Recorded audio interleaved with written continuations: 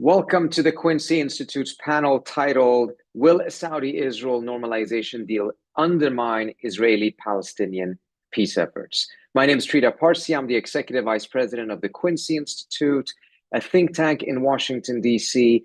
that promotes ideas that move U.S. foreign policy away from endless war and toward rigorous diplomacy. We favor a national security strategy that is centered on military restraint and diplomacy. The Biden administration argues that a Saudi-Israeli normalization deal will pave the way to settling the Israeli-Palestinian conflict. But the impact of the previous normalization deals that were undertaken by the Trump administration on what was called the Abraham Accords paints a very different picture.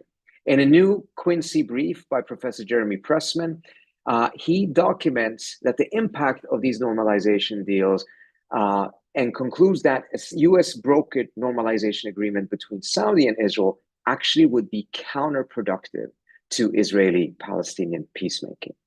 To discuss whether this normalization deal will have that type of impact and how it actually has affected matters on the ground, we are delighted to have the author of that brief, Professor Pressman, as well as Jon Hoffman, and hopefully sometime in the hour, Rula Jebreal with us as well.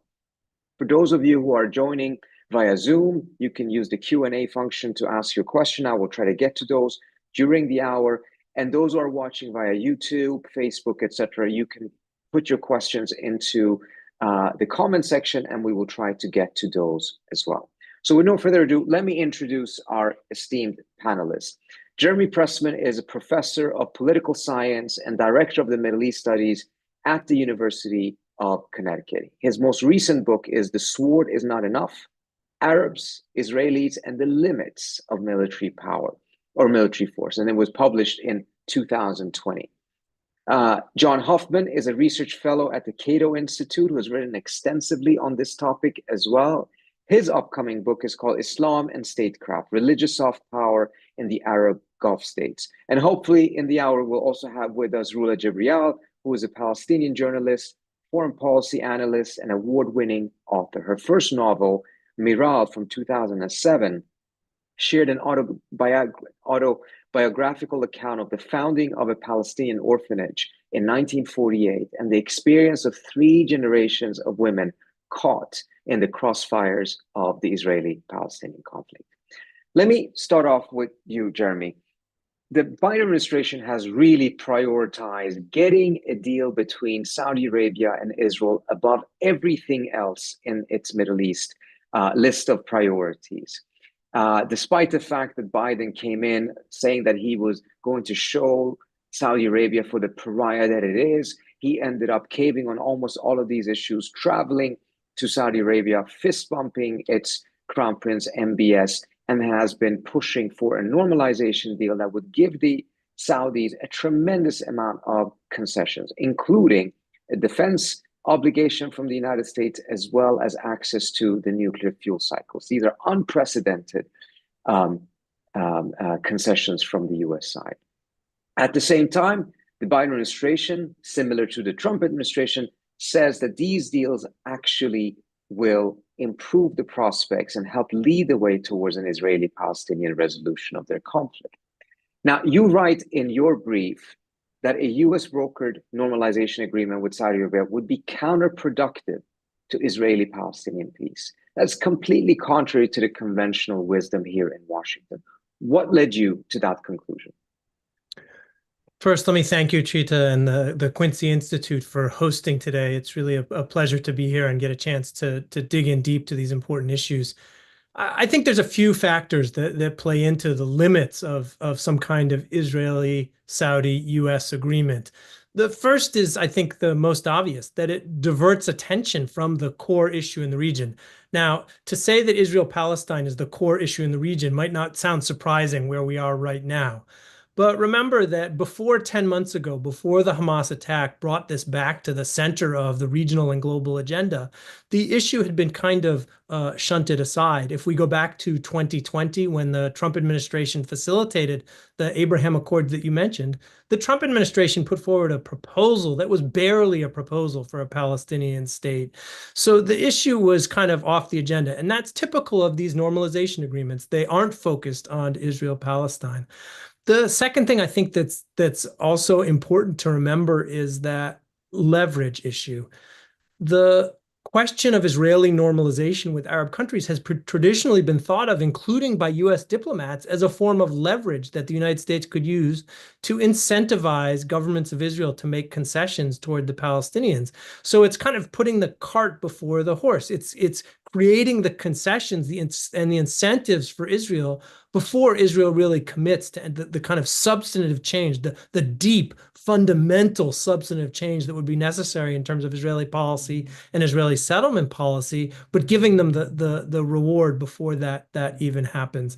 And then I guess lastly, quickly, I'd just say, if we step back and think about like what's our model or our theory of how change is going to happen in the region and on the Israeli-Palestinian conflict, the normalization agreements posit a outside-in model, right? You move away from the core issues of the Arab-Israeli conflict. You deal with these more peripheral dimensions of relations between certain Arab states, like we saw Bahrain or the Emirates and Israel, and somehow that will filter back in to the core issues. And that's not what happened.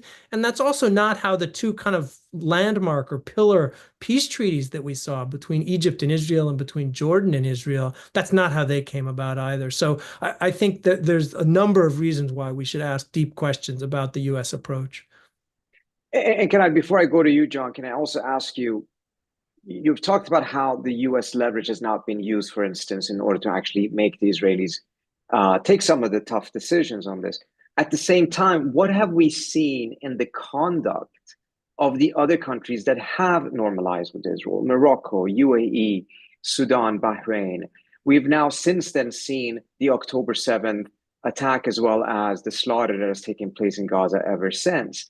How is their conduct vis-a-vis that conflict different, if at all, or is it the same as it was before the normalization deal? So what has the normalization deal impact been on those states' approach to the Israeli-Palestinian conflict?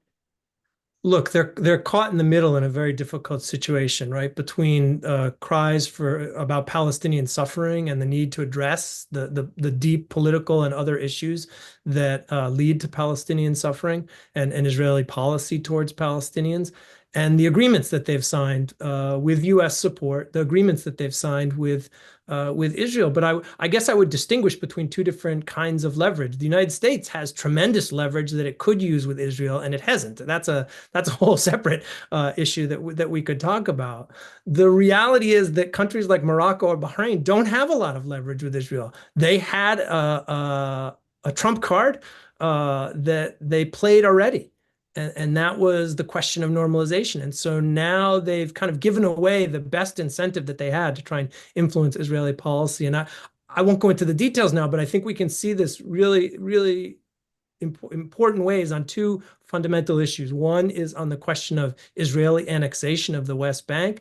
They haven't in any way been able to slow Israeli annexation of the West Bank. If anything, Israeli annexation has speeded up in the last few years since the Abraham Accords. And we haven't seen the United States, really, let alone any of the smaller countries of the region, be able to influence Israeli conduct in the war on Gaza. So on the kind of the key issues of the last few years, there's very little evidence that other countries in the region who normalized with Israel have been able to affect Israeli policy in any way. So they've given up their leverage. Now they have none left. And it's quite fascinating. For instance, Morocco allowed an Israeli warship to port in a Moroccan port after the Spanish had rejected it. And it raises questions as to whether Morocco would have done that prior to the normalization deals, which of course then has no discernible positive impact on the conflict itself. If I can go to you, Jon, you've written extensively about this issue as well, and one of the things that you have been focused on, of course, is how does this actually affect U.S. interests? Now, there's plenty of people in the United States that increasingly, on the one hand, they're quite worried about what is happening in Gaza and quite worried about the United States getting dragged into another conflict. Wouldn't an argument to those people be that, well, through these normalization deals, it actually serves U.S. interests, and as a result, it enables the United States to further disengage from the Middle East? That's one of the arguments that proponents of this deal have made. How would you assess that argument, and what is your assessment of how this is impacting U.S. interests? Sure. Well, first, I'd like to just echo Jeremy's, thanks for putting together this event and hosting this event. I encourage everybody to please go and read Jeremy's brief. It's fantastic on this topic. But to answer that question, yeah, there's this idea in Washington that the Abraham Accords, specifically Saudi-Israel normalization, is some, silver bullet for solving all the problems in the Middle East, when I've argued, and many of us have argued, that no part of this deal is truly in America's interests, and the concessions that the United States is willing to just throw away, particularly to Saudi Arabia, is a catastrophic miscalculation. The Abraham Accords themselves are an extension of a failed and counterproductive U.S. Middle East policy. They're about power. They have nothing to do with peace. They're a mechanism to keep the United States deeply engaged in the Middle East as the security guarantor of actors that do not share our interests or our professed values. The Accords are really the formalization of a coercive political, economic, and security order, and represent the merging in many ways of two pillars that have historically guided U.S. Middle East policy. The myth of authoritarian stability, the idea that select autocrats are the best way to advance America's interests in the regions, and unwavering and unconditional support for the state of Israel. Yet what Washington repeatedly refuses to recognize, or maybe just is unable to recognize, who knows, is that it is this regional order upheld by these two pillars and constructed around external dominance in these client-patron relationships that is the most profound source of instability in the Middle East. So Washington's embrace of this order paradoxically results in a vicious cycle. We are encountering problems that are largely a product of our own presence, policies, and partners in the region. So this deal in and of itself, the Saudi-Israel normalization, in the concessions that the United States is willing to put forth, is being presented as a way to preserve a two-state solution, balance against Iran, counter China's long-term ambitions, cure world hunger. They add something on every week to this, that it's able to achieve something new and flashy. But when you take a step back, it's not capable of accomplishing any of these things, and will actually serve to make these problems worse in the long run. Rula, welcome to the conversation. Thank you, and apologies for joining a bit late. No problem. That's only fashionable.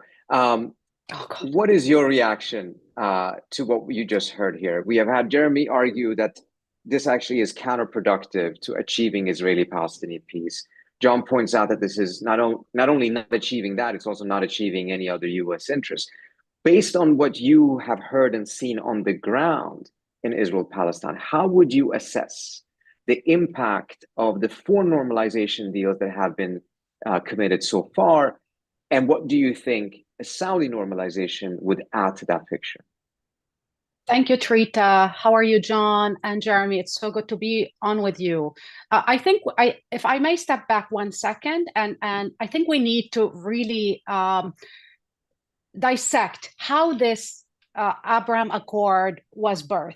It was an idea of Jared Kushner and Donald Trump. Their idea is to basically bypass the Palestinians completely and build, and de facto it was nothing more than an arms deal between dictators and the United States. Donald Trump believed in transactional foreign policy. His foreign policy, which continues, by the way, under the Biden administration, is basically, some will get, the UAE will get F-36 fighter planes, they will get basically Reaper drones and other drones, et cetera, et cetera. So it was de facto after Trump gave, his idea is, I'll give you Jerusalem, I'll give you the Golan Heights. Who cares about Palestinians? The Arabs don't care about the Palestinians. So let's normalize and bypass all of them. It reminds me actually when it was announced of the bypass roads that Israel built. So Palestinians cannot go on those roads, but are exclusively for Israeli use. It was the same exact thing, more or less. On top of it, it was continued with this myth and this magnificent delusion by the Biden administration, who basically they understand that how dangerous actually to bypass the whole Palestinian question. They know that sooner or later it's going to blow up, but they didn't want to take any risks to be criticized by the Republicans. They were so coward that they decided, okay, we will continue with Trump delusional policy, but we don't want to be criticized. You know what is incredible? The United States and Israel were offered to normalize with every Arab country 3 times. That offer came from Saudi Arabia in 2002, normalization in exchange of ending the occupation. Israel at the time was led by Ariel Sharon. He refused. Again, in 2008, the Saudis put the offer on the table, all Arab countries. And by the way, at the time, most Arab countries agreed. They were willing, because the Palestinians signed the Oslo Accord, accepted by the overwhelming majority of Arab countries. And then the Palestinians went to the Arab League. The Arab League formulated the normalization, which what they call the Abraham Accord, but they took the central piece of it, ending the occupation. And then again in 2017, Israel always said no. In 3 occasions said no, no, no. They rather have an agreement basically with these regimes because they want the benefits, but they don't want to take any responsibility or solve the issue politically, the Palestinian question politically. They always refuse because they rather continue the colonization. They rather continue the military occupation. They rather continue with the, undermining international legality. And at that point, when some Arab countries normalized, especially Bahrain in my case, when Bahrain normalized, Bahrain, just to understand, doesn't do anything without the consent of Saudi Arabia. They are a satellite state, whatever we want to call it. When they normalized, I thought, okay, let me ask some Saudi official what's going to happen. The dilemma of MBS was, I cannot be called basically the protector of the Islamic Sunni world and be the protector of Mecca, Medina, and somehow by extension, Jerusalem and the holy site, and at the same time throw under the bus the Palestinians. So the quandrum, not even the moral quandrum, for him, the question is, how can he reconcile in the eyes of the Arab world these 2 things?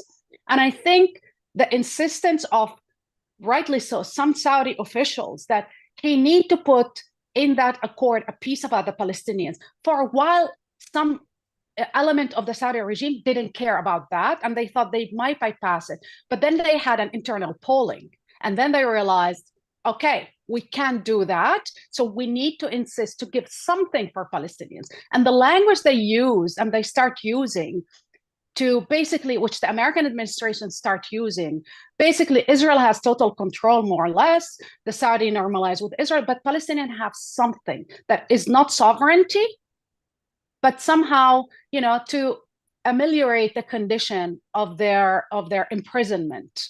And I find it offensive because what the Saudis before October 7 and before Gaza war wanted to put on the table is to continue the process of talking that Israel basically negotiating for a settlement, which Israel always used to buy time, annex more land, and continue its colonization and basically its military dictatorship against millions of Palestinians. The Saudi understood it was controversial, but tried to put some language to clean it up, or to put some makeup on or lipstick on the mouth of the pig to sell the whole narrative. It's a good thing, whatever.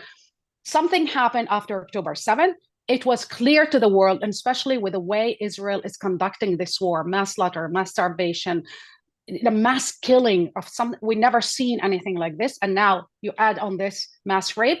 I think it will be very difficult for the Saudis said, well, I can normalize and dismiss the Palestinians. I don't think they can do it anymore. And the fact that the MBS is leaking, these sentences, like he's scared for his life. He's scared that he will be killed. I think he's trying to tell the Americans, look, you have to solve this. I'm not going to take basically the question or the hot potato out of your lap.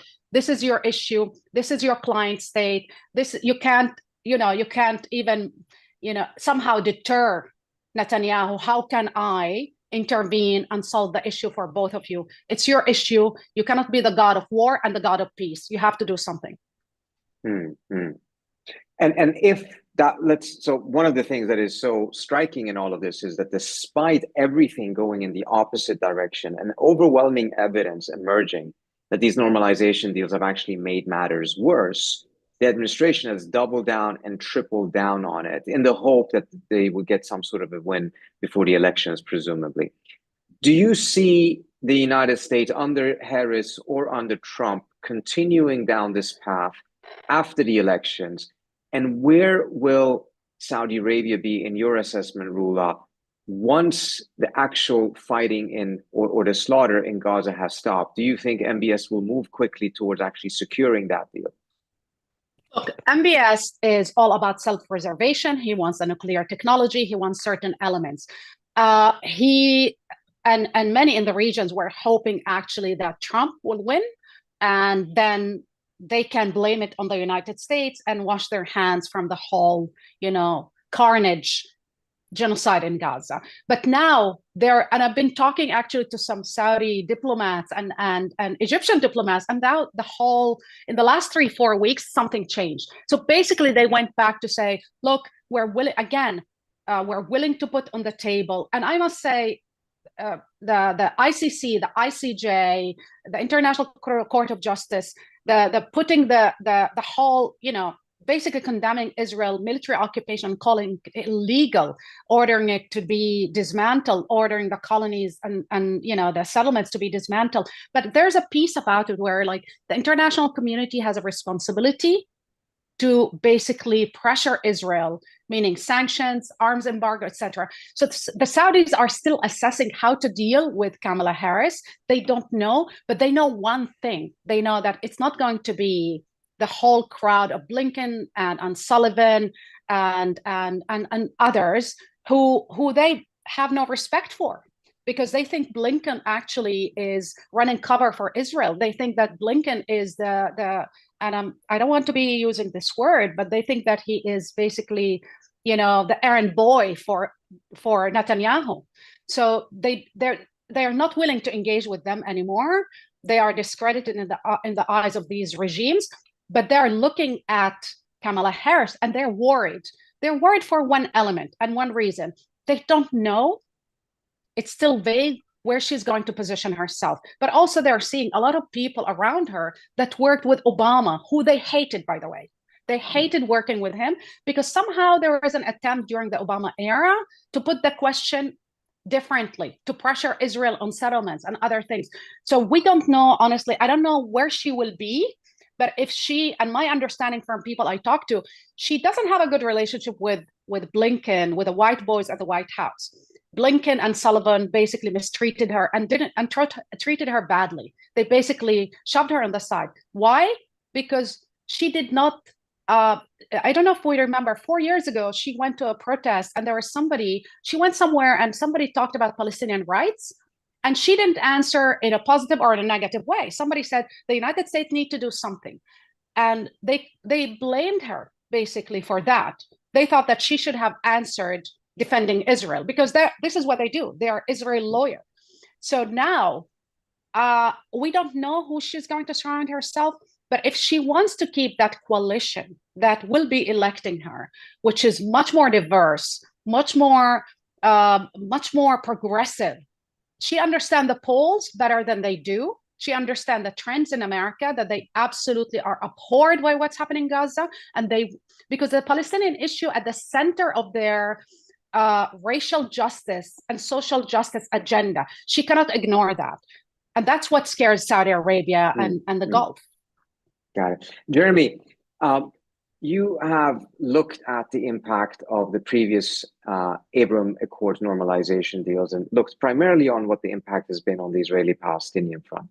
But you also write in the brief that it is more of a passing note that this was supposed to achieve anything on the Palestinian-Israeli front, that the real focus really has been on other things, such as, for instance, creating an anti-Iran alliance between Saudi Arabia and Israel.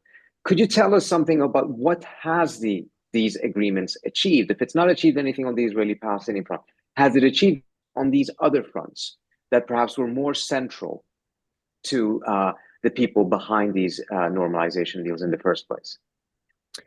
I think it's legitimate to suggest that there are some deepening of economic and cultural ties, for instance, particularly at the elite level, maybe not as much at the people-to-people level. So one might point towards those kinds of achievements. I think the Iranian attack on Israel in April of this year suggests that perhaps in the strategic area, there are some developing areas of cooperation. Although I would say it's hard to distinguish between what would have happened under U.S. pressure anyway in the absence of the Abraham Accords and what we would attribute to the Abraham Accords specifically, right? A lot of countries, a lot of authoritarian elites in the region who are pro-U.S. authoritarian elites are dependent on a strong security relationship with Israel with the United States, and that gives the United States, opportunities to pressure them to support U.S. policy in certain situations.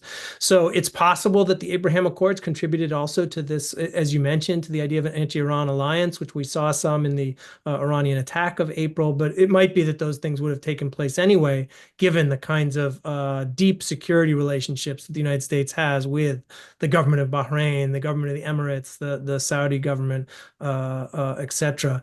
So I think that's the kind of case that someone I think would make who is trying to say that these agreements have been successful for reasons or have been impactful for reasons other than the Israeli-Palestinian dimension. Jon, you want to get in on that as well? Yeah, sure. For me, this whole thing, taking a step back from a perspective of American interests is, this deal has been packaged as, a way to preserve a two-state solution, balance against Iran, counter China's ambitions in the long term. There's so many things that fall underneath the Abraham Accords that they're, being used to justify. But, the balancing against Iran part isn't working because we've seen that the maximum pressure campaign against Iran has not worked. It has backfired in many ways. The isolating, the regional actors' engagement with China isn't working and isn't going to work because regional actors don't view the return of global multipolarity in the same zero-sum terms that the United States do. They're, pursuing this very two-tiered strategy, and they're very good at it. This two-tiered strategy is, in the short term, they want to exact maximum concessions from the United States. And, part of this deal, the Saudi-Israel deal, is a security guarantee from the United States, the maximum concession the U.S. can grant a foreign nation, and a cooperation with a civilian nuclear program. So pretty big concessions. But in the long term, these states recognize that the return of multipolarity is a reality. This is happening. So they're positioning themselves to best benefit in the long term. And, Washington, I've argued a lot, Washington would be wise to do the same and wake up to how these actors are undermining our interests in the short and long terms as well. But this raises a question that is asked by someone in the chat here, who only uses his initials, which is that if these accords at the end of the day have achieved so little, in some areas been counterproductive, one could perhaps understand if there was some sort of a curiosity for the administration to nevertheless try to explore them. But that's not what we've seen. We've seen it become the top priority above everything else, and in fact, almost crowding out all other types of priorities of the administration in the Middle East. This is the one hill that they've been willing to die for. Why is that? How do we explain that the administration has devoted so much political capital to this issue when the track record is so questionable? Why don't you start with you, Jon, and then go to the others? Sure. Yeah, the Abraham Accords have emerged as this lodestar of U.S. Middle East policy. And, after the passage of the Israel Normalization Act of 2021, it's now codified into law that the State Department has to work towards promoting the Accords. So it's this framework that now dominates U.S. Middle East policy. And there's a lot of reasons for this, I think. At its most basic, the reason is this kind of path dependency that exists in Washington that underpins America's approach to the region, which is rooted in this idea of American primacy. It's impossible to break away from that for so many in Washington. The idea that America has to be everywhere, doing everything, controlling everything all at once. And this is, just so blatant in the Middle East. But then also when you start looking at other things, you look at special interests, you look at lobbying, you look at, now the interests of, Arab actors that also really want to be party to these accords because they're being showered by goodies with the United States for cozying up to Israel. This whole framework is flawed, and for the purpose of this conversation, particularly on Israel-Palestine, what the past 10, almost 11 months should have shown is that trying to isolate Palestine, trying to bracket it away, is a recipe for disaster. It cannot be separated from the broader regional order and the broader aspirations of the Arab masses for political, economic, and social freedoms. So it's that cycle of instability that I talked about earlier, where Washington is committing itself to the root problems, and then its own policies are producing more problems that it then has to face over time, and it's just a constant cycle. I want to let you answer the same question, Jeremy, but I also want to add one element to it based on what just Jon said here. If the Palestinian issue cannot be ignored, and I tend to strongly agree with Jon, if the next administration continues down this path and continues to try to sidestep the Palestinians, all the promises of a two-state solution will be ignored, and instead, at best, it will be, some sort of a territory, perhaps with some degree of self-determination, but probably not even that, combined with some sort of an endless pathway to a state that never leads to anywhere. What do you think the consequences of that would be for Israel and Palestine? Some are arguing that the October 7th attack, though not justifying it, nevertheless is an outcome, partially, of the effort to completely sideline the Palestinians, and that Hamas partly did this in order to undermine that process, the normalization process. How do you see these things, and what do you predict will happen if we continue down a path that you have said is counterproductive? Look, if Palestinians don't get to a situation where they have dignity and equality, whether that's through self-determination or through some other kind of political structure, we're going to see two basic things. At the governmental or diplomatic level, we're going to see continued instability. And I don't mean instability as some kind of bureaucratic term. I mean the kinds of things we've seen over the last 10 months. But that's at the government level. We're also going to see something else, incredible human suffering. And when we see intense human suffering in the Palestinian-Israeli confrontation, the bulk of that suffering falls on the Palestinians. Right. And there's an obvious reason for that. Israel is a much more powerful party than the Palestinians, economically, militarily, backed by the United States. So I don't want to just say more of the same, because it's going to get worse. Right. 2023 was worse than 2021 in terms of both instability and in terms of human suffering. And just look at the casualty counts to see that. So I'm a deep pessimist. Right. If the United States and other external players are unwilling to challenge the status quo, are unwilling to say the policies that we pursued towards supporting the state of Israel are not productive from a stability standpoint and are deeply damaging in terms of human suffering, and particularly what Palestinians and Israelis are suffering on the ground, then I think it's going to continue to get worse. To go back to the previous. Sorry, so you're essentially saying pursuing this path of these normalization deals that does ignore the Palestinian issue actually then is destabilizing the region? Yeah, it's not, I don't want to put all the weight on the normalization agreements, right? I think both Rula and Jon have made excellent points about the broader structure of US policy in which these normalization agreements sit. And so yes, the normalization agreements and that idea or the idea of bringing Saudi formally on board is problematic and causes or adds to the instability, but it's not the only thing. It's part of a larger decision-making structure in Washington that doesn't understand the full or is unwilling to acknowledge and change U.S. policy to fully accept what needs to be done. But I just wanted to add one other point to the earlier question that you asked and Jon answered, and certainly to emphasize that the language that Jon used about we can't bracket the Palestinian question, I think is absolutely correct, however you want to phrase that. But what I would add is that the middle, we know that U.S. elections, for the most part, and we're watching one right now, are not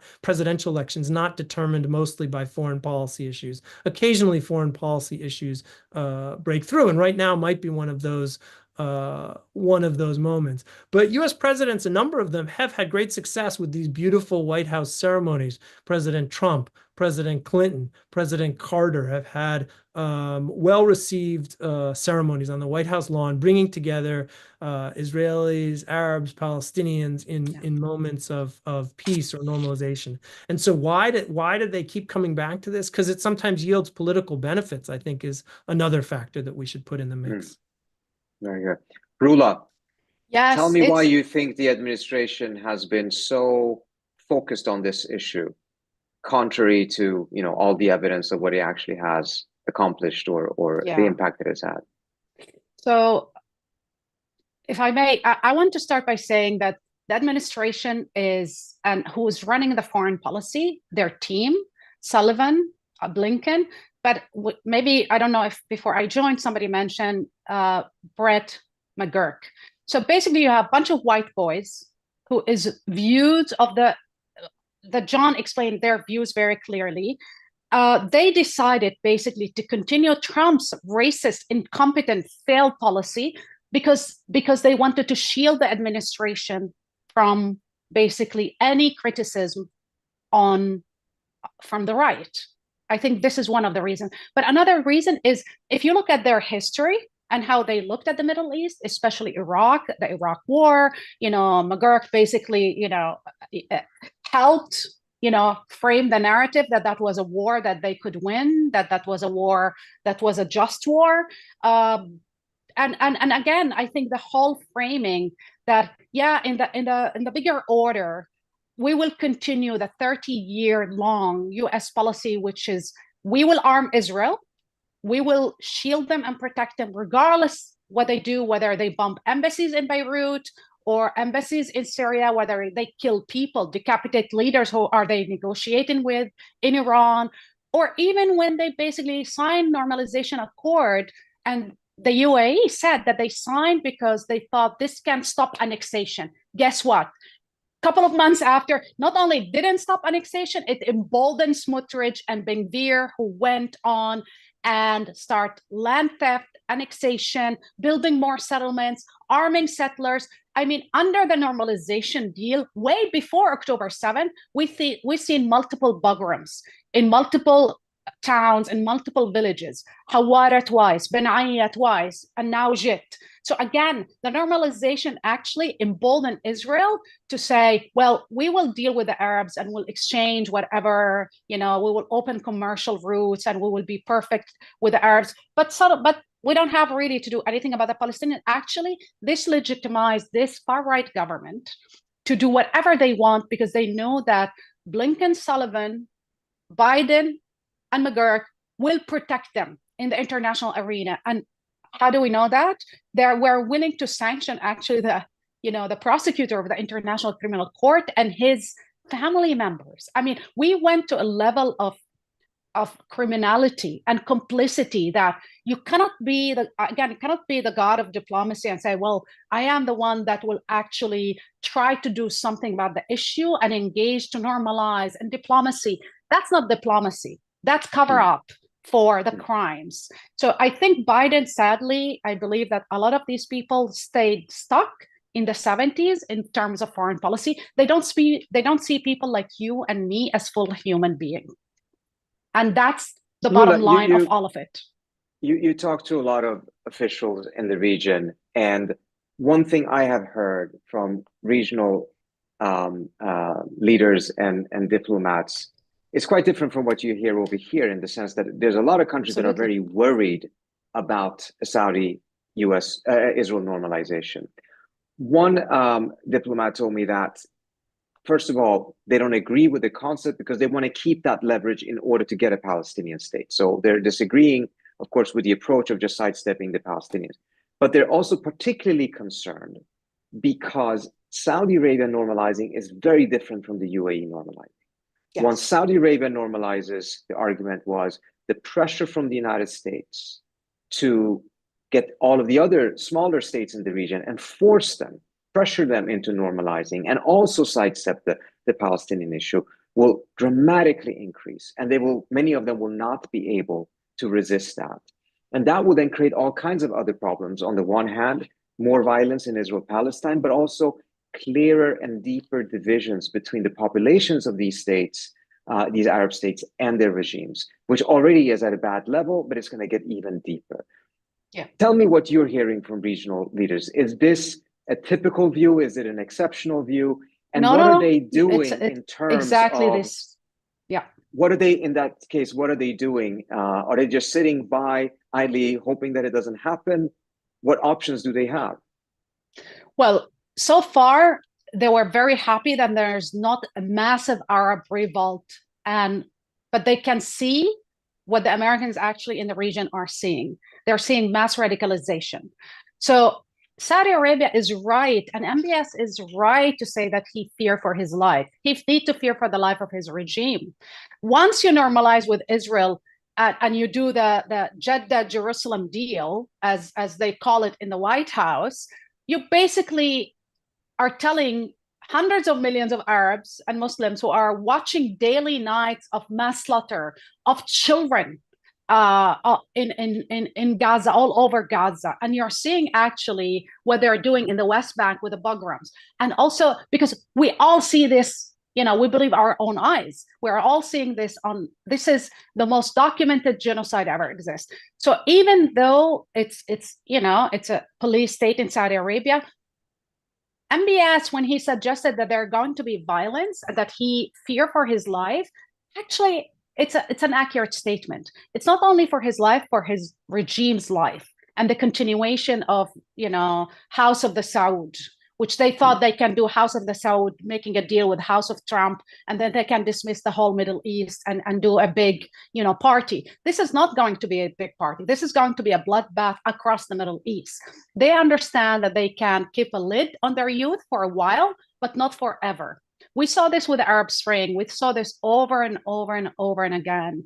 And who's actually, if Saudi Arabia does, go forward and normalize and dismiss the Palestinians or give them something, maybe, some food or maybe a way to color their cells, on how to decorate their prison cells, this will be viewed as treason. And this will actually embolden further Iran and the Iranian regime. They understand all of that. They understand it, and they are very fearful. So they are trying to extract something from this administration. And I think the fact that Biden is sending Blinken for 9 times over and again, trying to somehow convince the Israelis and beg the Israelis, please stop the mass slaughter a little bit because it will help us somewhere else. Not because they care about Palestinian lives. I mean, my understanding, the conversation is like, please tone down the bombing. We can do this. And the Israelis with this far-right government said, we don't care. We don't want it. I mean, we have Ben-Gvir who said, I don't want the Saudis to normalize with the Saudis if they're going to extract any condition for the Palestinians. And I thought, okay, here you have it. So again, I think for the first time, we have Arab media, who are reporting the 2 pictures. So imagine MBS shaking the hand with whoever will be in the White House and next to Netanyahu, And this picture next to dead children in Gaza, the two pictures is going to be, okay, we know who our leaders is, and he really need to be worried at this time from internal domestic violence, not external, internal. So sticking to Saudi Arabia, then I want to go to Jon, since you've studied Saudi Arabia a lot and you have this book coming out about the states in the Arabian Peninsula. We have a question from Paul Arts who asks, how seriously should we then take the Saudi foreign minister's statements about the need to be committed to a two-state solution? There seems to be a messaging division between what MBS is saying, which is very limited, and statements coming out of Saudi foreign ministry that seems to be much more of the traditional Saudi position, demanding a state, perhaps along the lines of the Saudi Peace Initiative from 2002. How would you answer Paul's question? So I think it's a continuation of this balancing act that Saudi Arabia is trying to strike here. You've seen the comments from the foreign minister that are more in line with, like, Saudi-esque, like 2002 narratives. And then you've seen, reports, just leaks that MBS is, ready to jump on some sort of deal if he's given all of these concessions. But at the same time, as Rula noted, is concerned about, domestic backlash, all the possibility of, him being assassinated or his regime just being decapitated. So I think he's trying to balance this because on the one hand, yes, the life of his regime is at stake. On the other hand, the concessions that he would be able to extract from the United States, mainly the defense treaty, is unprecedented. That is the maximum concession that MBS or anybody sitting in Riyadh could get from the United States. And then this raises another question surrounding this defense agreement is, would this defense agreement essentially be an agreement to protect the rule of Mohammed bin Salman? On paper, this would be a defense guarantee against quote unquote external threats. Well, every single time there's an uprising in Saudi Arabia, it happened in 2011. Anytime people take to the street, they say, oh, it's Iranian instigated, it's externally instigated, this is an attempt to overthrow our regime. Or if a Houthi missile lands in Saudi Arabia, is the United States now at war? These questions are not being asked. And, to me, that is at the core of it is this a guarantee for Mohammed bin Salman's rule? In which, if it essentially is, then, Mohammed bin Salman has every incentive to pursue this thing, full force. But on whether or not Saudi Arabia will stick to this position on the need to establish a Palestinian state, you've kind of seen an adjustment in the rhetoric. First it was a commitment to a pathway towards a Palestinian state. Then it was, the commitment to, some form of agreement that would at some point transform into a Palestinian state. So you see a lot of differing rhetoric. But even if we take the Saudi side, that kind of balancing act, let's switch over really quick and look at the other side of this, which is the Israeli side. And since October 7th, Netanyahu has been adamant in his opposition to any form of Palestinian state. The Knesset just passed with overwhelming support a motion that rejects Palestinian statehood. So yes. in Netanyahu, repeatedly since October 7th has said, hey, I'm the only one who can prevent a Palestinian state after this. You need me.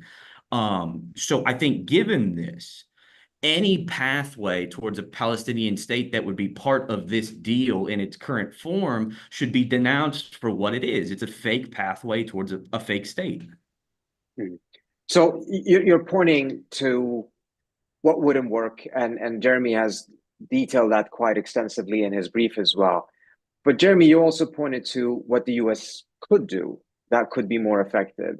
What do you think the US actually is in a position to be able to do if it genuinely wants to pursue a two-state solution, achieve it, even if it costs that American president some heartache with the Israelis?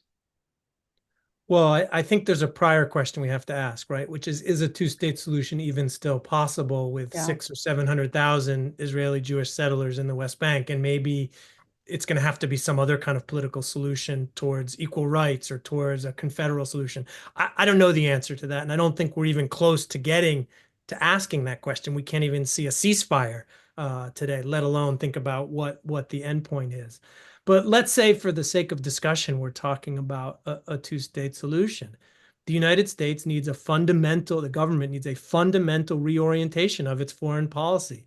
The last few decades, the foreign policy has been deferential to Israel, and it's been unusual, particularly in the 21st century, for US presidents to use any kind of pressure, any kind of material pressure that goes beyond just rhetoric or words on the government of Israel to try and get the kind of deal, the kind of concessions from Israel that are necessary for some kind of stable resolution that would bring dignity, equality, and security to both Palestinians and Israelis. So it's going to be it's a fundamental rethink. And what would that involve? I think it would involve the United States recognizing that it has tremendous strategic, military, and economic leverage over the state of Israel. And it's not a question of punishment. It's a question of reordering the incentive structure such that Israel thinks there's a real choice that it has to make about whether it wants to pursue expansion and a particular occupation and settlement ideology, or whether it wants to be part of a globalized world in which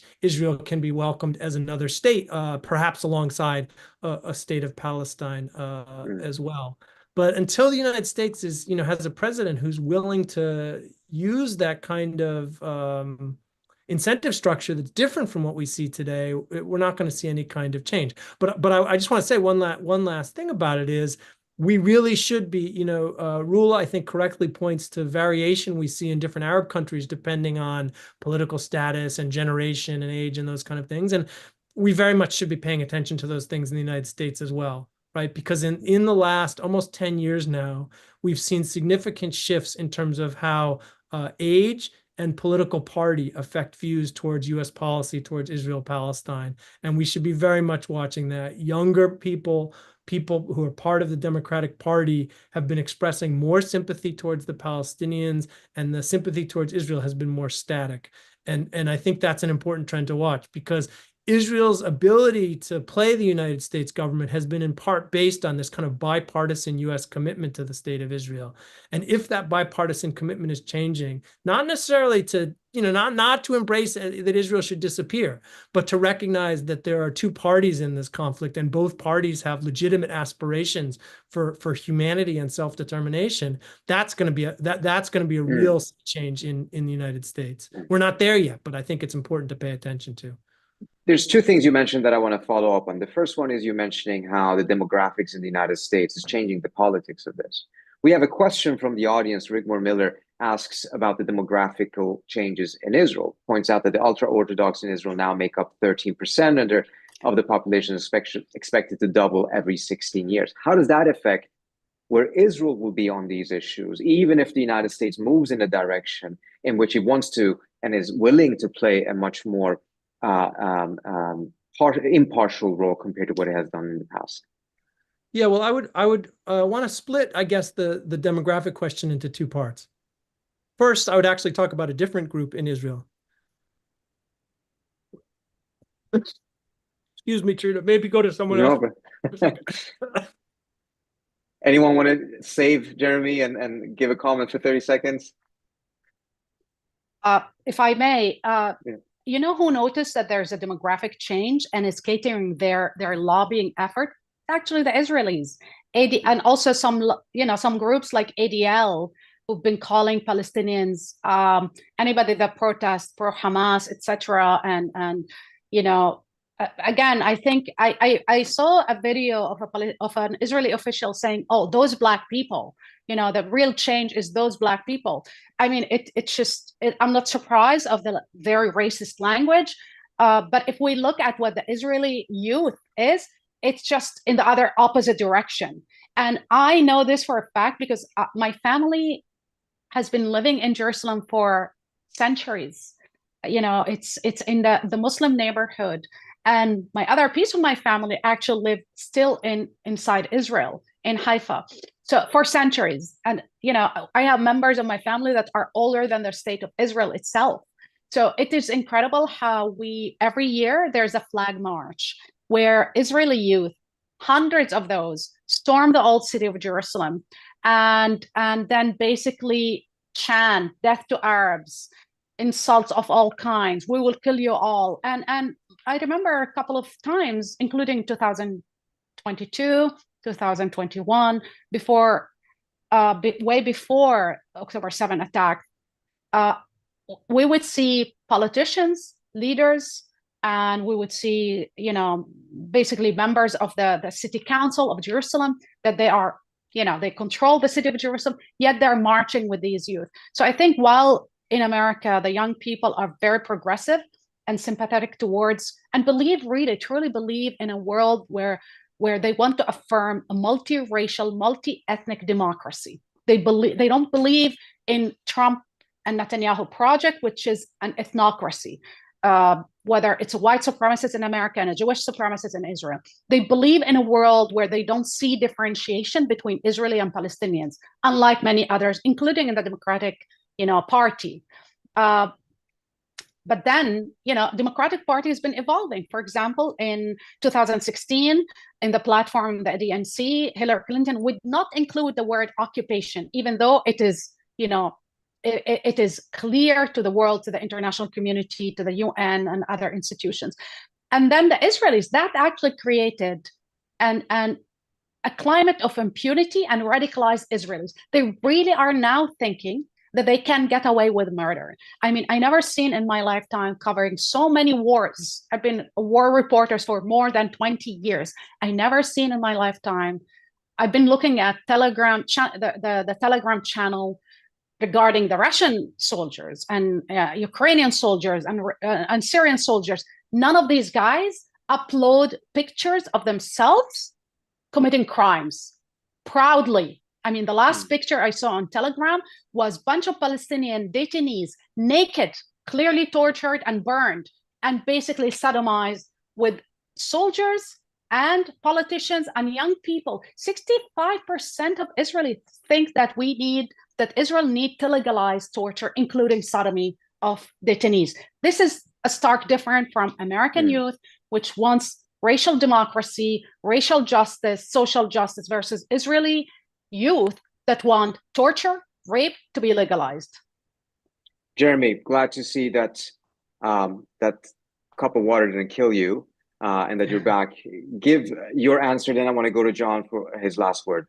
Sure. Just a quick thought. The question was about the ultra-Orthodox in Israel. I just quickly would say it's important to pay attention to both the ultra-Orthodox and also the nationalist modern Orthodox, because it's really the nationalist modern Orthodox who are driving the settlement project in Israel. Yes. And the ultra-Orthodox play a role in that. The ultra-Orthodox, for instance, are some of the largest settlements in the West Bank. But it's really more of a transactional relationship for the ultra-Orthodox community on average.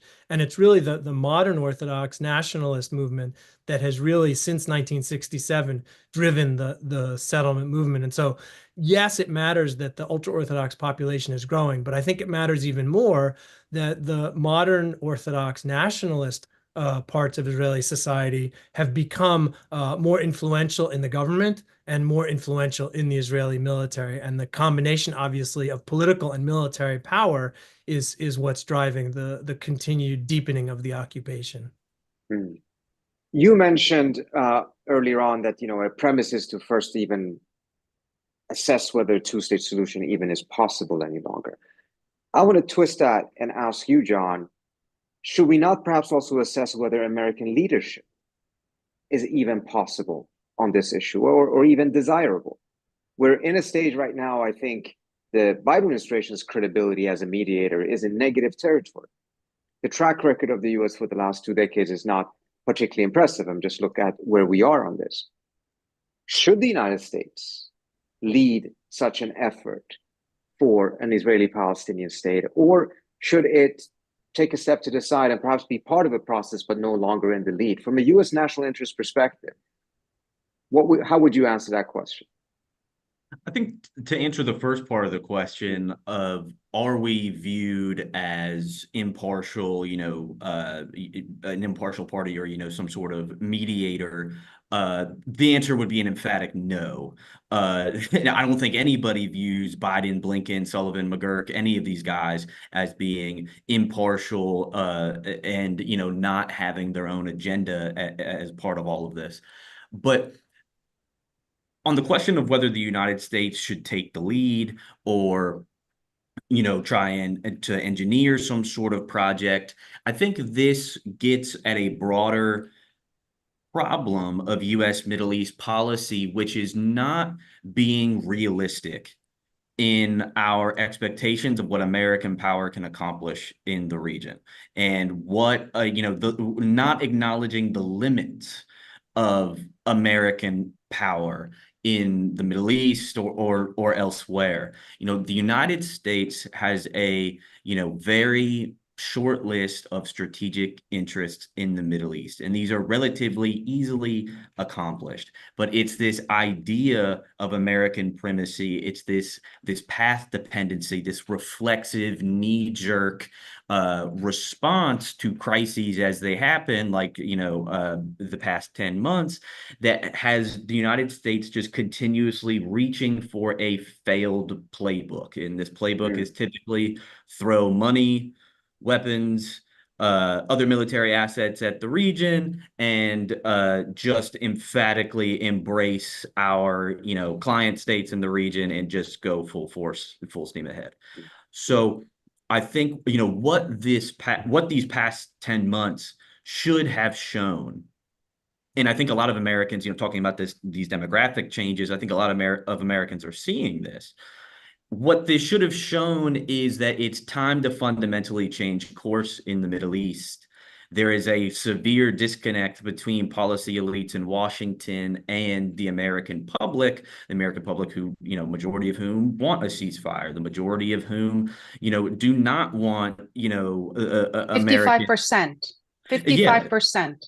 Yeah, a majority of all Americans. Are very, very, fed up with U.S. Middle East policy. So I think, and I hope that, this will lead to some sort of fundamental, reconsideration of U.S. Middle East policy. But I think a lot of it will also be, as Rula and Jeremy also noted, a lot of it will also be generational, younger Americans, feel, very differently on this than people who are Biden's age and et cetera. Thank you so much, Jon. Thank you to you, Jeremy and Rula, for an excellent conversation. If there ever was a wake-up call that made us realize that we need to have a paradigm shift in our approach to the Middle East, the last 11 months should clearly provide that wake-up call. Before I let everyone go, let me just also mention briefly our next webinar, which will be held on August 28th, and is titled Trump versus Harris, Whose Foreign Policy Will Win the 2024 Elections? It will be a conversation with QI's own George Beebe, Emily Jashinsky of Unheard Magazine, and Daniel Bessner, a Quincy Institute non-resident fellow and co-host of the American Prestige podcast. For those of you who are not subscribed to the Quincy mailing list, please go to quincyinst.org and sign up so that you will get invitations to all of our different programs, events, as well as to the papers such as the one that Jeremy Pressman produced for us on the Saudi-Israeli normalization deal. With that, thank you so much and hope to see you next week. Thank you. Thank you.